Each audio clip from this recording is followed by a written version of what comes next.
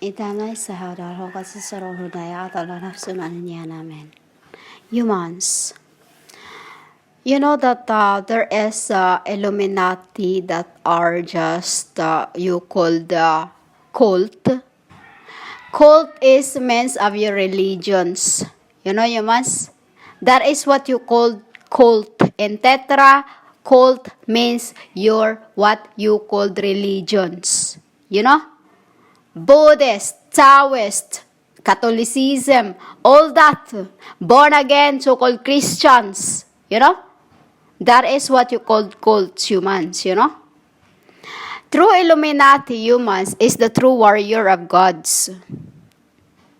You know, I'll tell you about Illuminati, the true stigmatist. There are Illuminati that just call themselves Illuminati. They are those who help the needs. But there is also Illuminati, the true stigmatist. The true stigmatist is those who are, you call the warrior of gods. You know? A soldier, warrior of God's Father. This is what they do. They fought with those who do the sorcery. Sorcery is what you call a black magic. You know, a black magic. These sorcerers, once they pointed out on you and then they boast their anger through you, they will not leave you alone when you are not dead. This is what they do, humans. They can kill you through your spirit being making it unrest. You know? This stigmatist, the true stigmatist, the true Illuminati, the soldiers of gods, is sent to the world to fight with these sorcerers, this black. This is what you called witch doctor, but in Tetra, they are called soldiers of fathers. You know, humans? This true Illuminati is those, some of them have already died. They have already died for hours, for few days, and they have seen heavens. You know? When they were sent back to the world, that is when they started doing what they're doing. You know? Healing the people that are been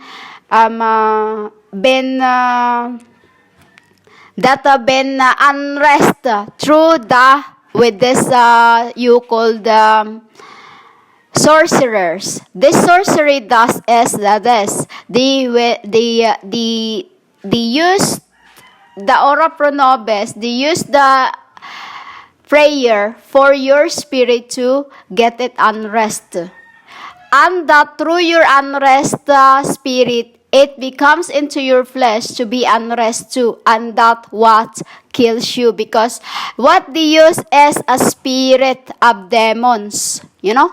Spirit of demons. Demons. You know, humans? And this Illuminati, the true stigmatist does is to put back. To put back the good sorcerers. You have to find the good and best, because there is sorcerers that have killed, like when they have already killed 10 humans, they become really, really worse. And these are those who have already sold their spirits. You know? These have sold their spirits. These are those who are really, really bad ones. And this true Illuminatis, the true stigmatas, this is what they do. This is not what you can call voodoo. Voodoo is something else, humans. And it's also stigmata, but it's something else. You know? The true stigmata, which is in heaven we call stigmatists, they are those in the Pacific Oceans. There are many of them in the Pacific Oceans. You know? You call Philippines stigmatist. Is where they are. The New Jerusalem. You know? New Jerusalem is what you call Philippines. You get that, humans? This is where the true soldiers of God is. They dwell among people that have been sorcerized. those who have already killed humans of many. You know? This true stigmatist does is this. When a doctor can't find your what's wrong with you, a human goes to them. And that's when they knew what's wrong with them. Because these sorcerers can make you sick of sickness that you cannot find in your thermometers, in your doctors, whatever scans. No, they won't. Because it is a sickness of spiritually that can kill you in physical. You know, humans? Once a person goes to stigmatist, the real stigmatist, you called Illuminatis, that is when they become healed. They will be healed once if they do believe them. Because it's your healing depending on you too, depending on your beliefs. This true stigmatists, the true Illuminatis of soldiers of Father, God, as they do the sakar. Sakar, you know Sakaria? That is the main meaning of the prayers, sakar. That what they do is every 6 p.m. of Tuesday and Friday, they do the sakar, a prayer. You know, a prayer of Latin, which is to me as heaven, tetra. Different because what they use is the lower part of the tetralingo. You know? So, this is what happens to the true Illuminatis. When the time for them to pray is to replenish, they go to tombs per tombs, cemeteries per cemeteries to do the sakar, to do the prayer. And when they finished and there, it's 12 midnight that they have to go to cemeteries. You know, humans? To whoever they feel like.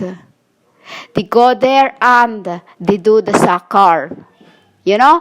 And then when they are finished, it's usually 4 hours, you know? Sometimes it's depending. It's depending what they are doing. Depending on their call. You know? And then in the morning, when it's before the sun rises, they go to the church. They go to the church and that is when, you know, in the morning, EM, 2 EM, they go to the churches and then they must not look because once they finished in the cemetery, they go to the churches to do the sakar for their last prayers is in the churches. No? With those times, depending when it is full moons, depending on what they are called. You know?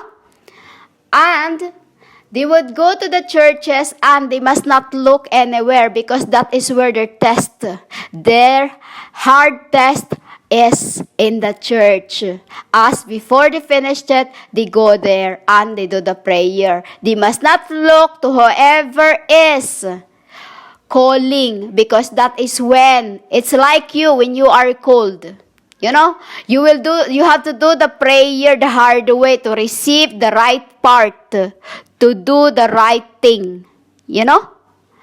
And when they're done in the cemetery, they go to the churches and they will pray there of their last oracion. We called it oracion, what you called ora pro nobis. You know? Ora pro nove. You know, you must? And that they should not look. Because when they look, they won't have peace. You know? It is the test that you should not look at whoever is catwalking you or calling you because that is where spirits of the dead are. You know? They test you before you receive what you desires, before you receive the truth in you. This is what they do too after they have healed somebody. They have to offer in their altars what is Father is asking them. When Father asks you to offer a fish, then you must offer the fish that He asked of you. You know? That is the true Illuminatis humans. The true Illuminatis is the soldiers of God that does the hard work. Hard work when they go to the cemeteries at 12 midnight and they finish it off at the churches. They must not look anywhere for them to receive what they wanted, for them to receive what is they are called for. This is why I said to you, just because they have the same name, you think they are all the same. No, humans. It is totally different because the true stigmatis, the true Illuminatis are the soldiers of God that fought back spiritually and fleshly to those who are doing the evil. Do you understand that, humans? The true stigmatis is the soldiers of God that fleshly and spiritually they fought back. They even kill those who are those who are sending you the energy to kill you. Those who are making your spirit unrest. They can kill, what they desire, and right away the true Illuminatis can send them to the hell where they belong. Like this, when you are with the other spirits that are making you unrest, you call demons within you that making you unrest, and the true Illuminatis knows what it is that's making you unrest. And that is when they will warn you first, and then when you don't listen, they can kill you right away. They can kill you through that person you have manifest into. Because this is what true Illuminatis is. Spirit warfare, the soldiers of God's. So don't think just because they are called stigmata or Illuminati, you think they are all the same. They have different kinds, humans. And this is not what you knew. Because voodoo is another thing. It is also part of the lower part of the satanic. Many of these are doing that in a bad way, humans. In a good way, you call bad. It's depending, like your doctors asking them behind doors, what is the sickness of this, when they can't find you what your sickness. So they will ask a witchcraft, a witch doctor, for them to know what is really wrong with you. That is what it is, humans. Everything around you there's a reason. The only wrong in the world is the sorcerers, because they kill. Just like me, humans. I've been through hell with this woman who been trying to kill me for years. Even to this very end, because of her jealous and envy. Isa ikadahula surahunay amen.